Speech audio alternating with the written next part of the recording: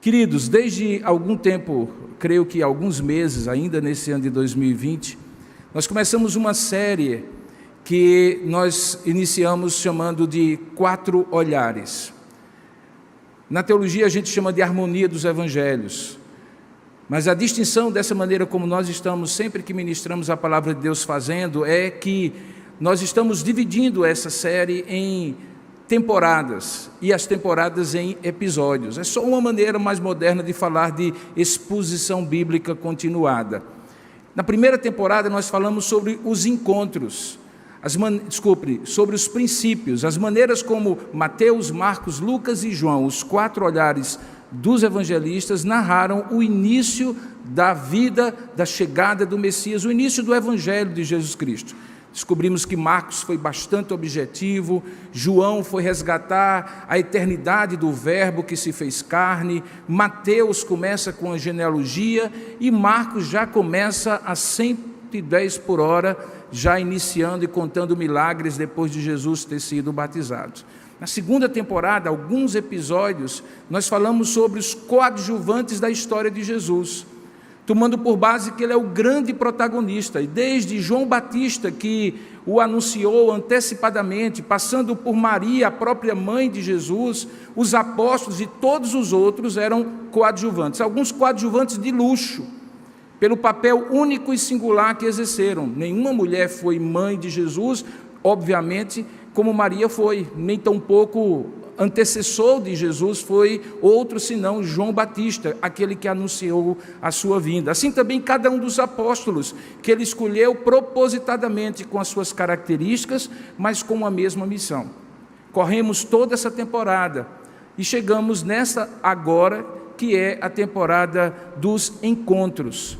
Falamos da outra vez, quando começamos, sobre o encontro que Jesus teve com Nicodemos, o homem que deveria saber o caminho do céu, mas não sabia. E também o encontro com a mulher samaritana, aquela mulher de vida duvidosa que eventualmente tinha certeza de que o lugar certo de adorar era um do seu povo. Os samaritanos adoravam, mas que obviamente entendeu a partir do encontro com Jesus que Deus é espírito e importa que os seus adoradores o adorem em espírito e em verdade. Hoje pela manhã, dando prosseguimento a essa série, nós falamos de como Jesus age com indivíduos e com a multidão.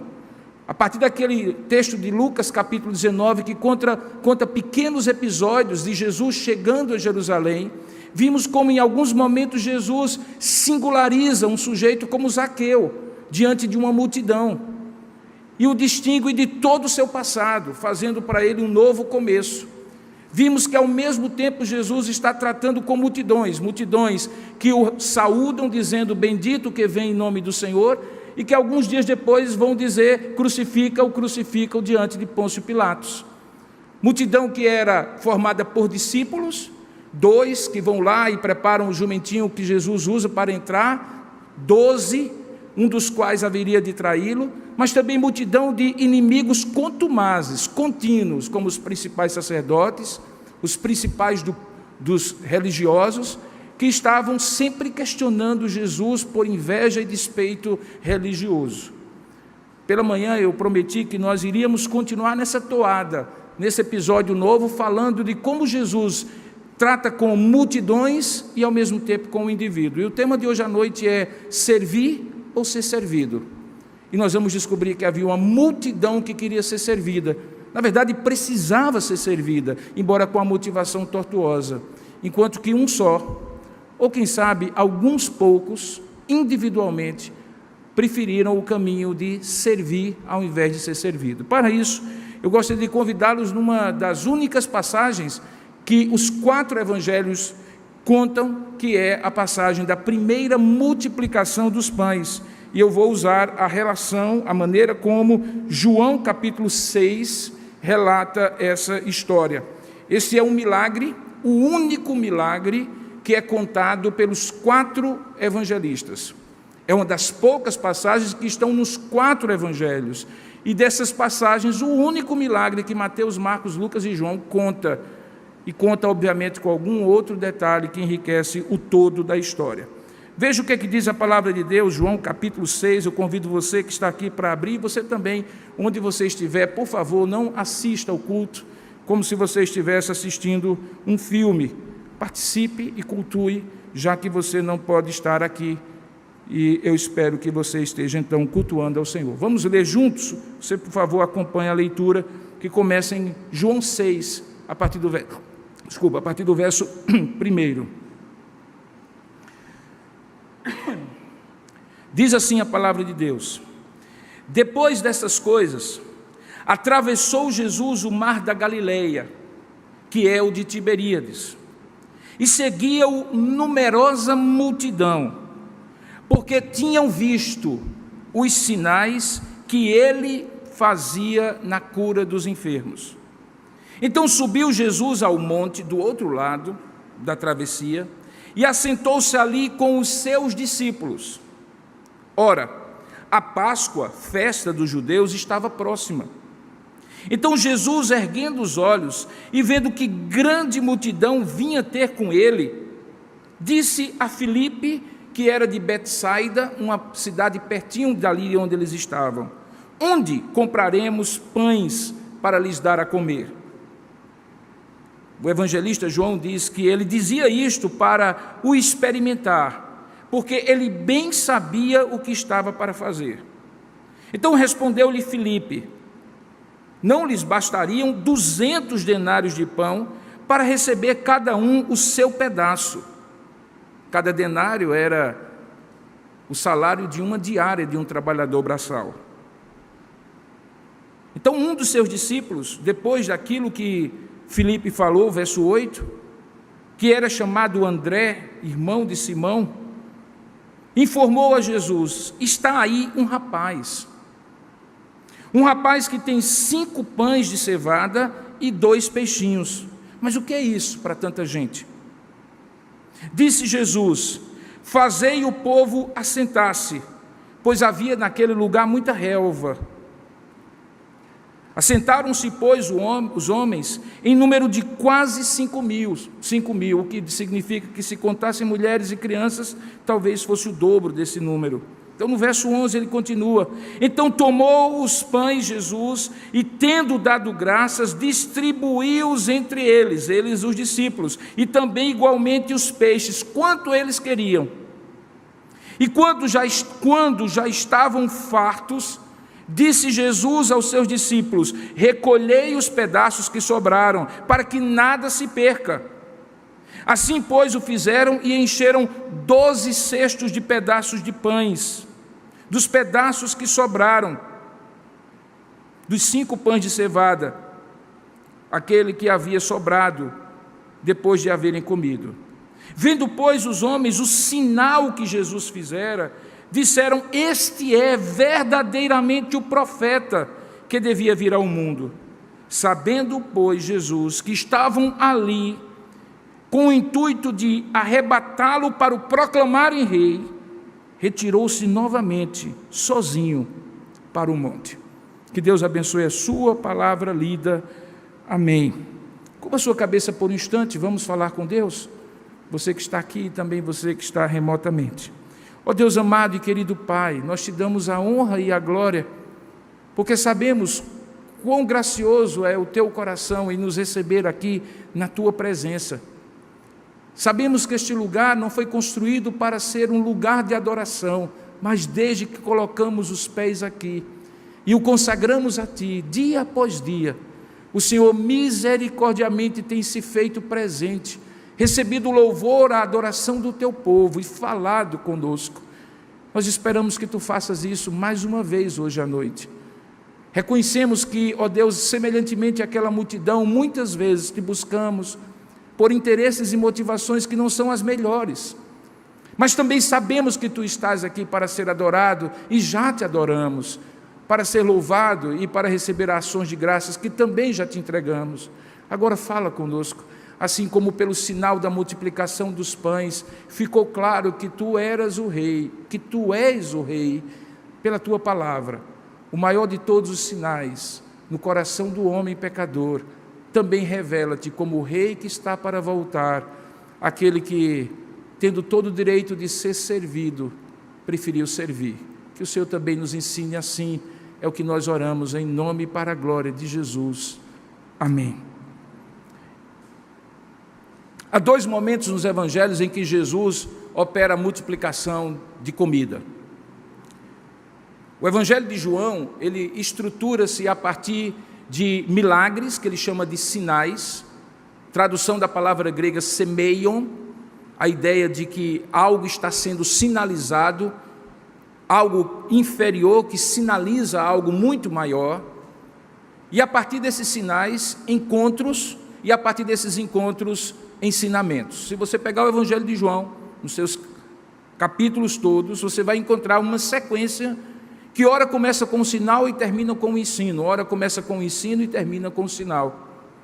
A ideia é que todos esses sinais, como você pode observar lá no final do evangelho, quando o próprio João explica por que é que ele escreveu esse evangelho, se você puder abrir no evangelho de João, capítulo 20, verso 30, é que esses sinais apontem para Jesus, eles não são um fim em si mesmo. Lá diz assim, na verdade, João capítulo 20, verso 30, fez Jesus, diante dos discípulos, muitos outros sinais, que não estão escritos neste livro. Aí João completa, estes, porém, que foram registrados para que creiais que Jesus é o Cristo, o Filho de Deus, e para que, crendo, tenhas vida em seu nome. Então, os sinais não eram um fim em si mesmo. Jesus podia fazer um grande sinal como esse, em que 5 pães de cevada e 2 peixinhos foram multiplicados para alimentar uma multidão estimada em quase 10.000 pessoas, se você juntar homens, mulheres e crianças. Como poderia ser um milagre silencioso na casa de alguém, ressuscitando a vida de uma criança, como aconteceu, ou expulsando o demônio simplesmente por uma palavra rápida do tipo, sai dele. O fato é que fosse demonstrando o poder dele sobre o mundo espiritual, sobre o mundo material, demonstrando o poder dele silencioso na vida de cada um, e também para uma grande multidão como é este o caso, todos esses milagres eram apenas e tão somente sinais. Eles mostravam quem Jesus é, de modo que aqueles que, escolhidos pelo Senhor, vissem esses sinais, imediatamente crescem nele. E ao mesmo tempo, aqueles que não eram escolhidos pelo Senhor, vendo os sinais, acabassem se enredando nos sinais, com motivações equivocadas, e se perdessem mesmo que ficasse flagrante o sinal de Deus para a vida deles. Aqui nós encontramos mais uma vez, Jesus lidando com indivíduos e multidões.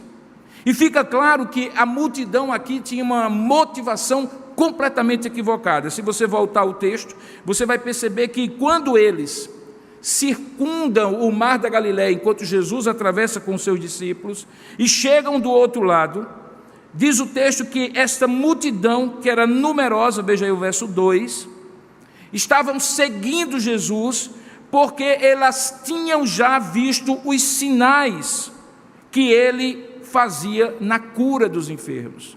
Provavelmente, um daqueles sinais está contado no capítulo anterior, o capítulo 5, que a partir do verso 1 trata da cura de um homem paralítico, que fazia 30 anos, 1 década, 3 décadas, que estava ali junto ao tanque de Betesda, esperando que supostamente um anjo agitasse a água e ele corresse para naquelas águas ser curado. O grande problema é que ele era paralítico.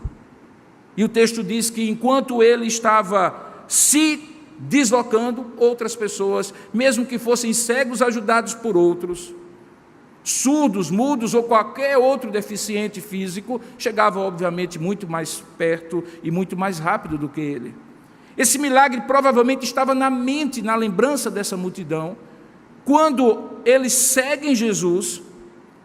Jesus vai pelo mar, atravessa ali aquele mar, e eles seguem por terra e encontram Jesus naquele lugar onde Jesus havia subido ao monte, veja aí o verso 3, e reúne ao seu redor os seus discípulos, os 12.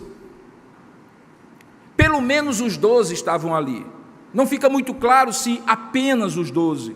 mas certamente era um grupo que não era um indivíduo só, mas não era aquela multidão numerosa, como diz o texto no início. Então nós estamos aqui diante de uma multidão que vê um milagre, vê um sinal e segue Jesus. Qual era a motivação dela? Ver outros sinais. O extraordinário sempre busca, ou sempre é buscado pela curiosidade das pessoas. E as pessoas naturalmente, quer tivessem necessidades ou não, queriam ver o espetáculo. E eles então seguem Jesus, e é uma multidão numerosa. Por outro lado, Jesus, que já estava lá, reúne os seus discípulos, pelo menos os 12, mas talvez alguns mais, e aqueles discípulos chamados seguidores de Jesus representam também uma multidão não tão numerosa quanto aquela, mas certamente não era apenas indivíduos.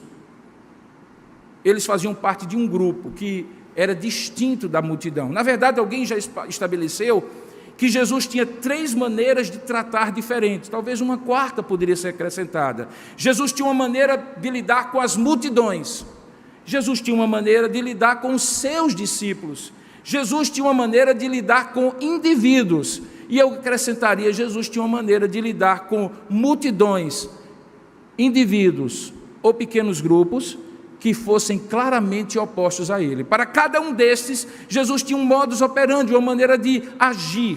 E aqui está ele diante de 2 grupos. O que Jesus faria? Atenderia à necessidade da multidão sem nenhum tipo de ensino? Daria pão e circo para a multidão? Não daria porque eles estavam com a motivação errada?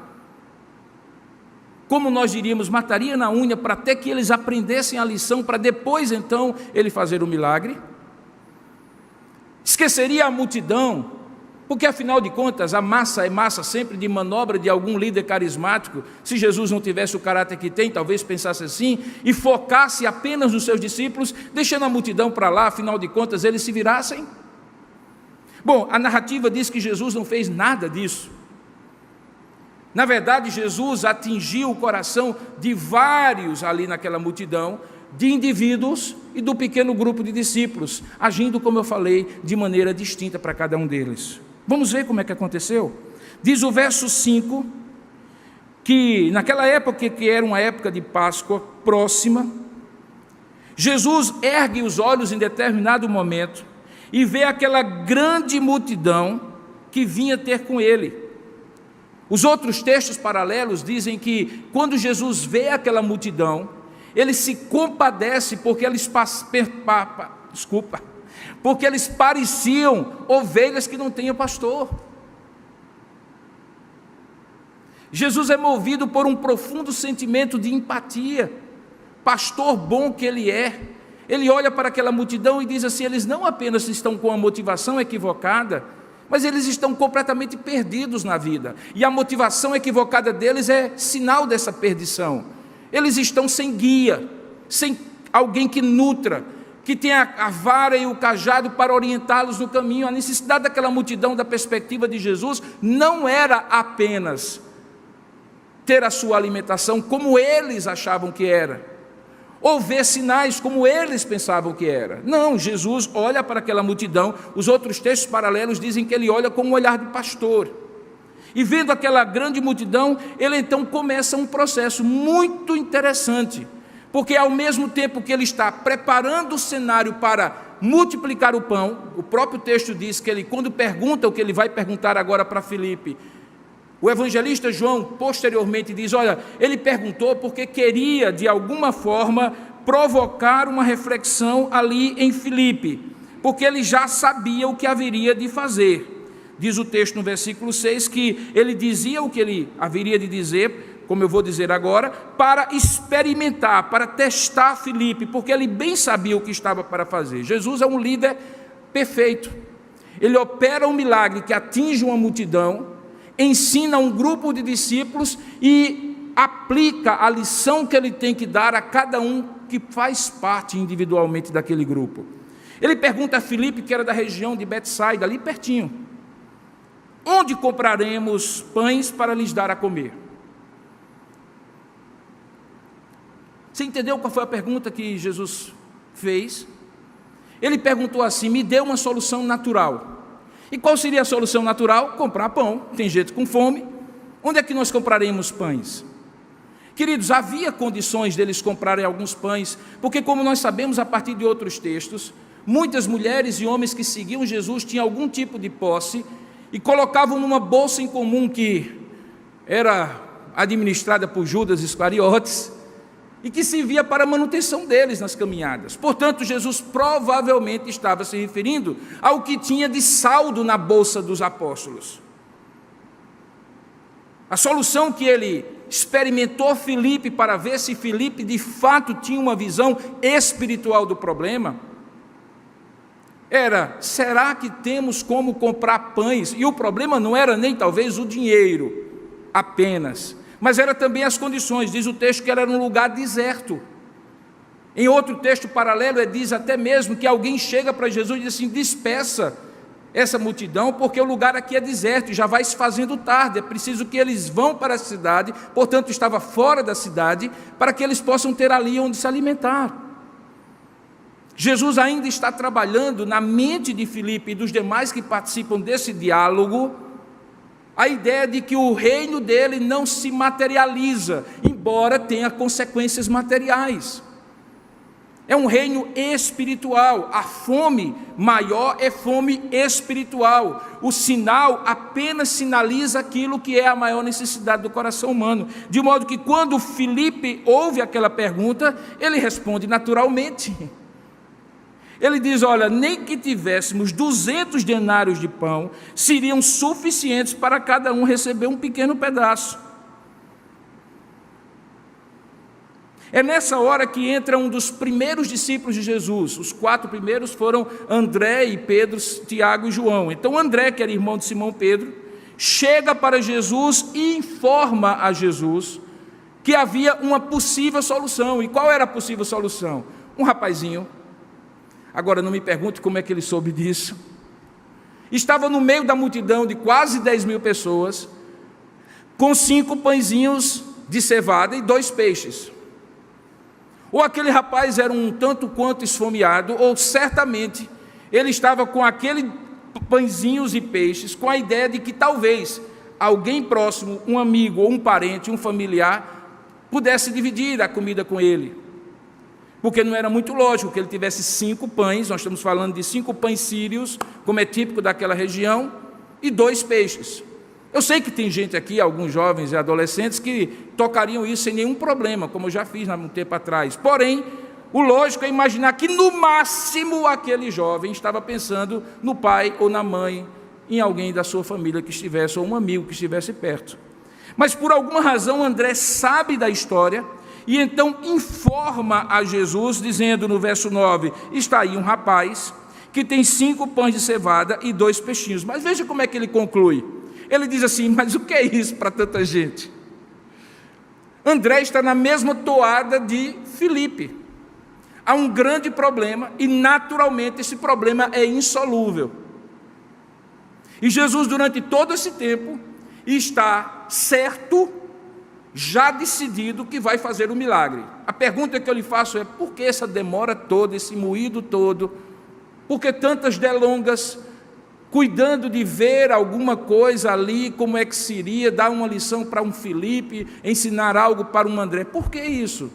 Porque Jesus nunca age para uma multidão como se ela fosse uma massa de manobra que ele não pode singularizar pessoas dentro da multidão e especialmente discípulos que ele está preparando para a mesma missão.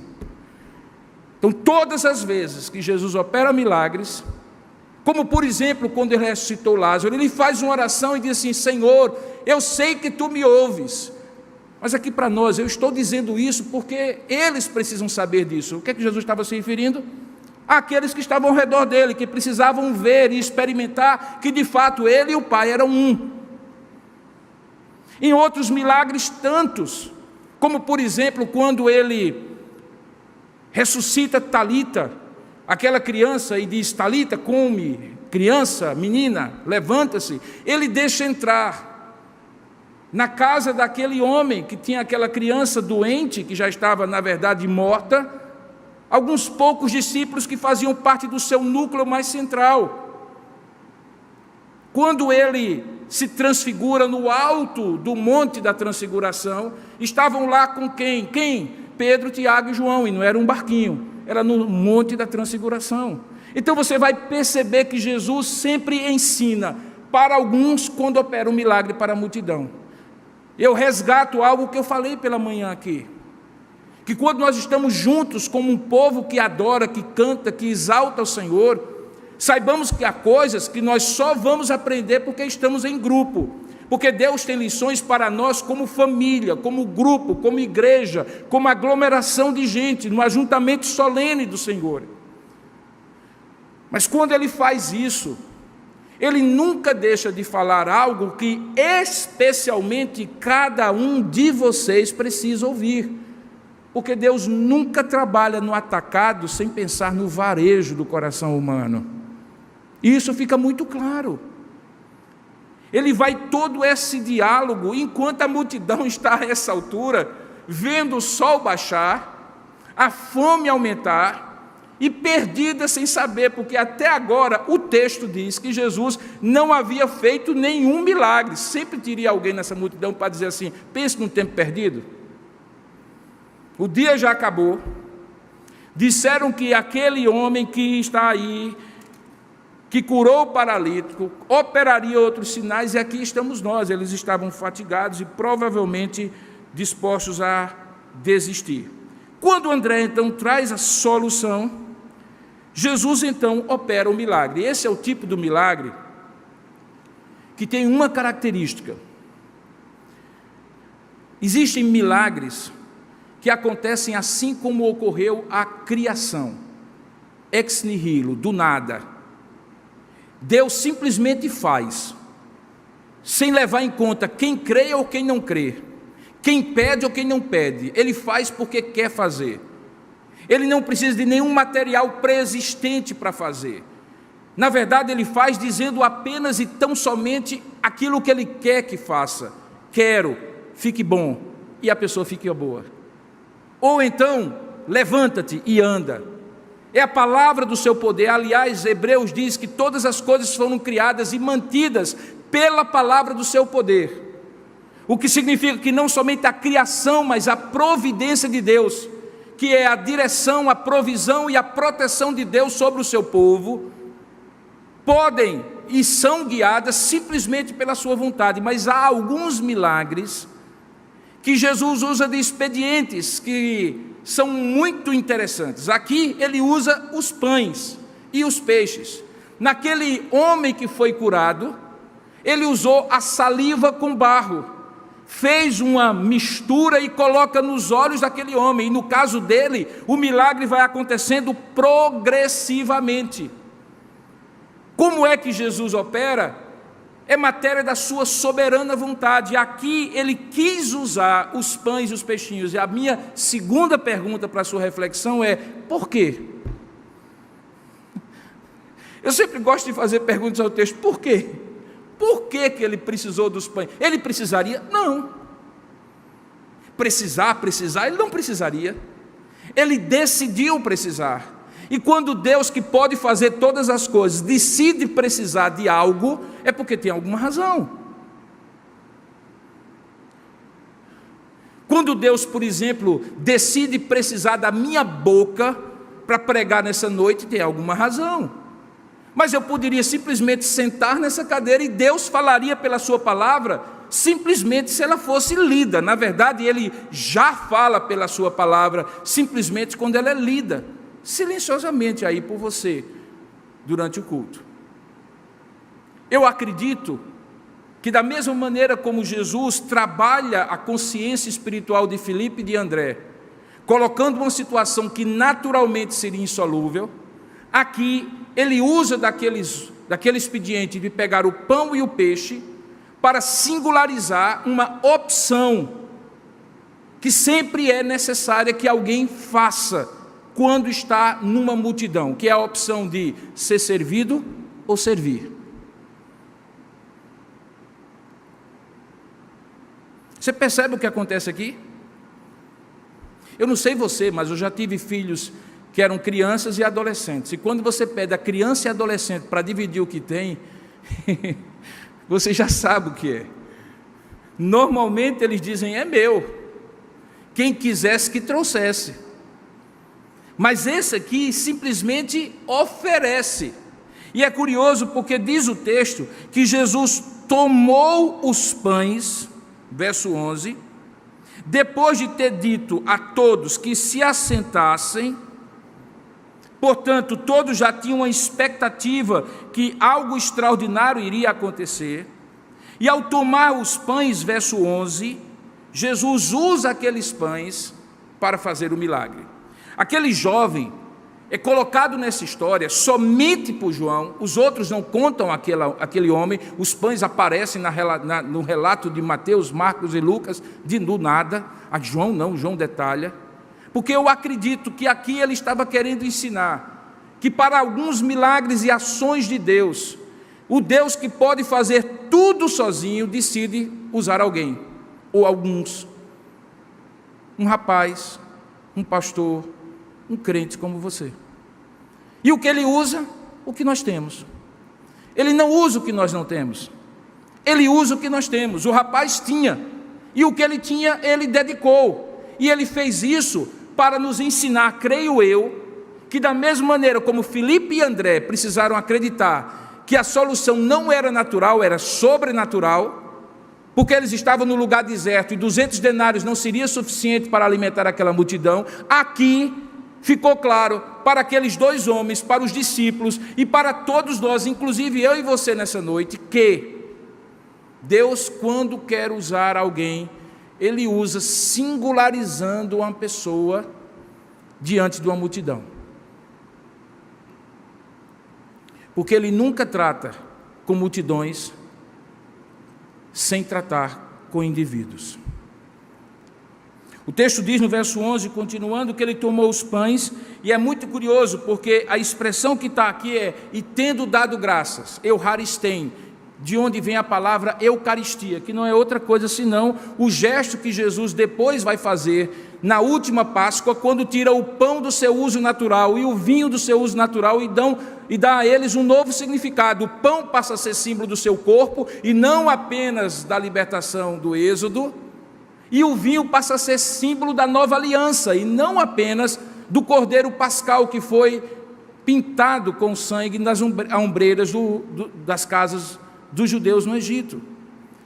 Euharistém, ele dá graças, e ao dar graças ele está ali reconhecendo, naquele gesto simples, que apesar dele ser o enviado de Deus, o Filho de Deus, a fonte do milagre era Deus, o Pai, que o havia enviado. Por que isso era importante? Era importante, sabe por quê? Porque logo depois há uma grande discussão de Jesus com os discípulos, veja aí no mesmo capítulo, a partir do verso 23, sobre quem era o pão.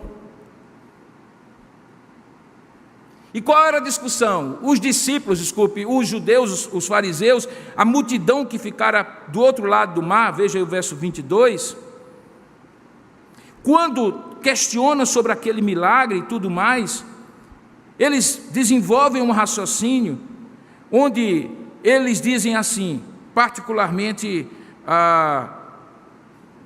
aqueles que eram opostos a Jesus: os nossos pais, veja aí, nos deram comer o maná do deserto, verso 31.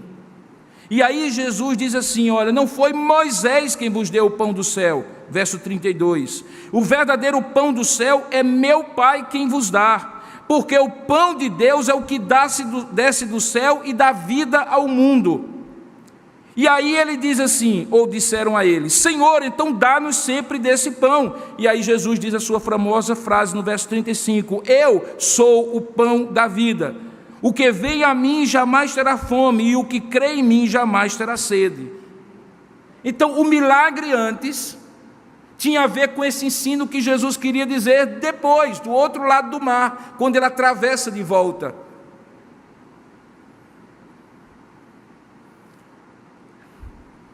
Qual era o grande ensino e por que ele usou? Para que ficou claro, quando ele deu graças, que o milagre não era apenas os pães se multiplicarem.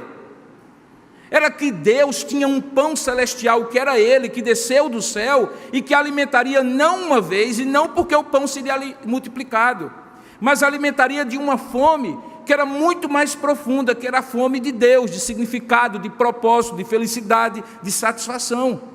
Então esse texto está conectado com esse, e por isso Jesus dá graças, para que toda a multidão veja de onde era a origem do milagre. Não era Ele, embora Ele fosse Deus, mas Ele fazia em nome do Pai, para que o Pai revelasse a eles que Ele era o pão da vida. Então, quando depois Ele dá graças, Ele começa a distribuir. Outros relatos dizem que Ele separa o povo em grupos de 50, Ele faz uma divisãozinha bem clara ali naquela relva, e manda distribuir. Alguns comentaristas gastam tempo aqui, perguntando quando foi que o pão foi multiplicado. Eu acho absolutamente desnecessária a discussão. Foi na hora que Jesus orou, e o pão multiplicou-se ali na mão do povo? Foi na hora que o povo foi tirando de dentro do saco, de algum lugar onde eles estavam, e quanto mais tirava, mais tinha? Faz alguma diferença? Nenhuma. O fato é que o texto diz que todos estavam fartos, e todos tinham comido quanto queriam, vejam aí no verso 11, e quando já estavam fartos, agora verso 12, disse Jesus aos seus discípulos: agora recolham os pedaços que sobraram, para que nada se perca. E diz o texto que quando eles fizeram isso, chegaram a encher 12 cestos de pães. Alguns comentaristas com propriedade lembram que 12 era o número dos apóstolos, e 12 também eram as tribos de Israel, de modo que há uma conexão muito clara com o milagre do maná do deserto, que alimentou todo o povo da antiga aliança, e o milagre da nova aliança, que alimenta a nova aliança com um novo povo, formado não apenas de judeus, mas também de gentios, e cujo fundamento não era outro senão os apóstolos, aqueles que tinham o pão. Simbolicamente, eles teriam agora o pão multiplicado por Jesus, o pão da vida, para distribuir a todos que precisassem do alimento. Como é que esse texto conclui? Conclui assim: vendo, pois, os homens o sinal que Jesus fizera, disseram: este é verdadeiramente o profeta que devia vir ao mundo. Talvez soe frustrante para você, porque você imaginaria talvez que depois disso ele dissesse assim: Jesus é Deus. Mas se você voltar as páginas da sua Bíblia para o livro de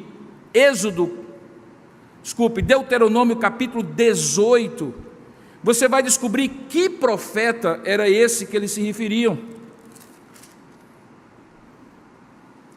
Deuteronômio capítulo 18, verso 15. Porque o problema não era que eles não reconheceram Jesus como Deus, é que ainda bem que eles não pensaram que Jesus era um profeta. O texto diz que eles disseram assim: e eles reconheceram que Jesus era o profeta que devia vir. Mas que profeta era esse? Em Deuteronômio 18 se explica. Diz assim uma promessa: o Senhor teu Deus te suscitará um profeta no meio de ti, semelhante a mim. Isso que falava era Moisés. E a ele ouvirás, e segundo tudo o que pediste ao Senhor teu Deus em Horebe, quando reunido o povo. Não ouvirei mais a voz do Senhor meu Deus, nem mais vereis este grande fogo, para que não morra. Então o Senhor me disse: falaram bem aquilo que disseram, eu suscitar-lhes-ei um profeta do meio de seus irmãos, semelhante a ti, em cuja boca porei as minhas palavras, e ele lhes falará tudo o que eu ordenar, de modo que todo aquele que não ouvir as minhas palavras, que ele falar em meu nome, disso lhe pedirei contas.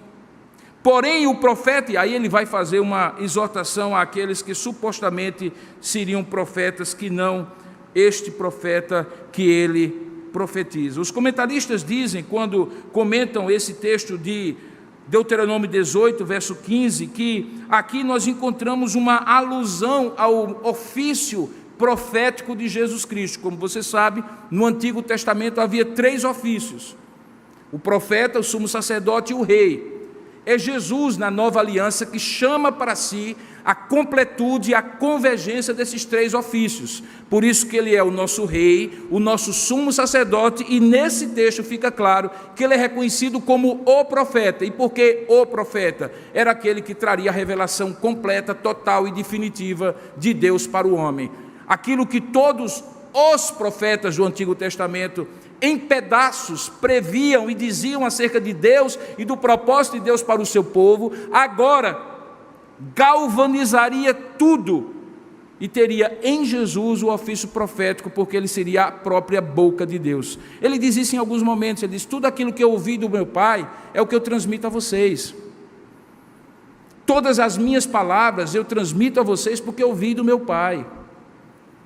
Ele, portanto, é esse profeta. Houve aqui, por parte de alguns, um reconhecimento que, diante do sinal, Jesus era, no mínimo, o profeta que devia vir ao mundo. Os comentaristas do Talmud e de outros livros dos judeus dizem que esse profeta, que era do profeta de Deuteronômio capítulo 18, 15 em diante, era o próprio Messias. Então, quem conseguia fazer a conexão naquela multidão estava reconhecendo que Jesus era o Messias. E por que eu chego a essa conclusão? Pelo verso seguinte. Como termina o texto? Veja como é que termina o texto. Sabendo, pois, verso 15, que Jesus, que eles estavam para vir com o intuito de arrebatá-lo, para o quê? Para o proclamarem como rei. O que é que ele faz? Retira-se novamente sozinho para o monte. Por quê? Porque ele não era rei? Não, ele era rei. É porque ainda não era a hora dele se revelar como rei.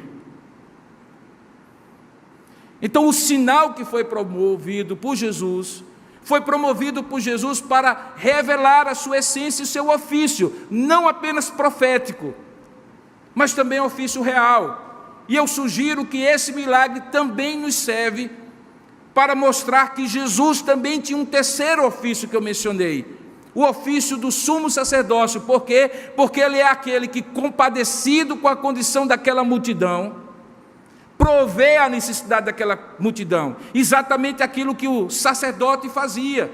Porque enquanto o profeta trazia a representação de Deus para o povo através da palavra, o sacerdote levava o povo a Deus por intermédio das orações intercessórias e dos sacrifícios.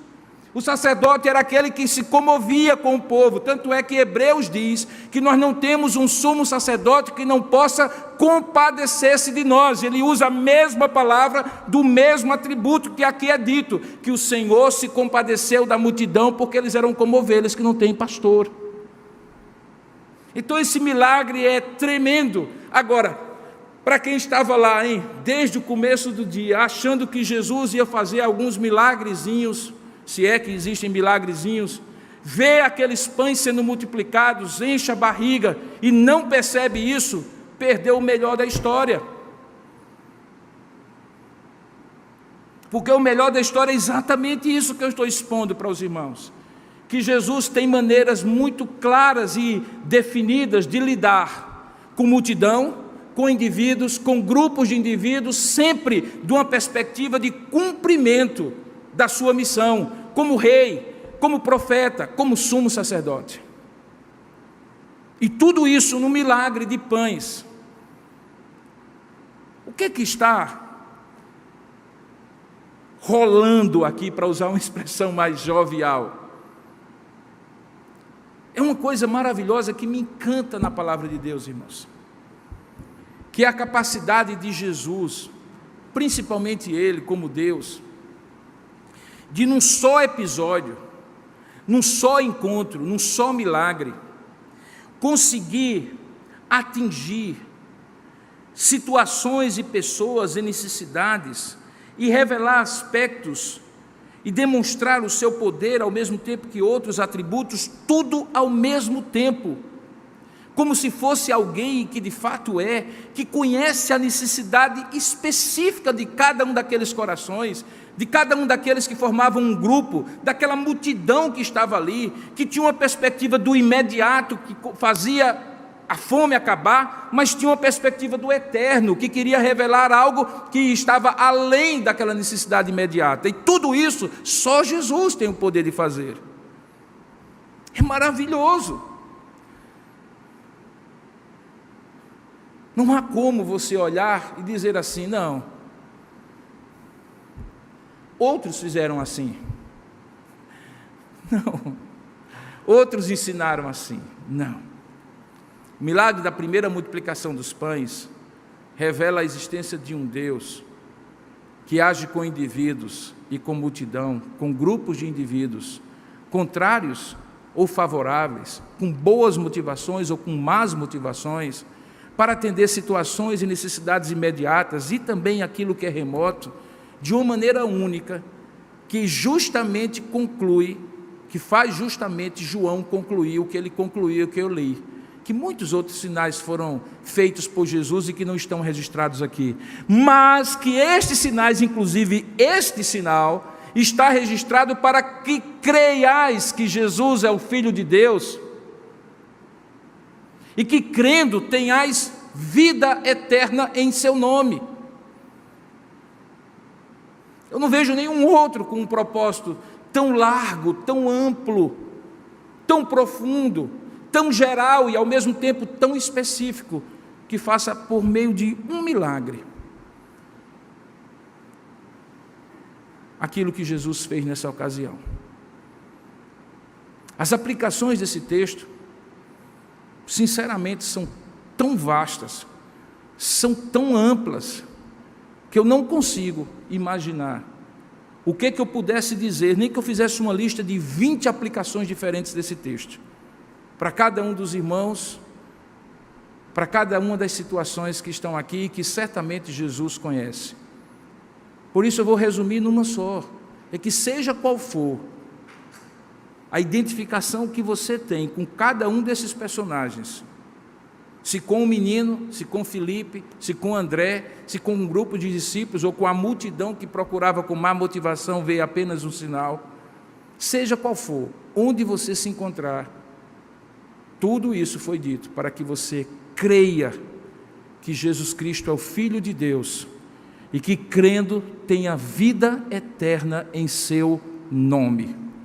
Todas as outras coisas serão acessórios. Saúde, acessório.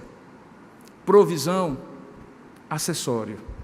Proteção, acessório. Deus dá, sim. Mas se Ele não der, e você tiver somente a certeza, e por meio dela a vida eterna, que Jesus Cristo é o Filho de Deus, e a Ele você se entregar, e continuar se entregando, confiar de uma vez por todas para receber a salvação, e continuar confiando para ser santificado e transformado à sua imagem e semelhança, no processo de restauração e santificação de Deus na sua vida, o que é de mais importante nesse texto, você terá saído daqui, ou você terá ouvido daí, e portanto terá a oportunidade de crer e confiar. O meu desejo é que Deus, que conhece os corações aqui e aí, possa falar ao seu coração através dessa exposição da palavra.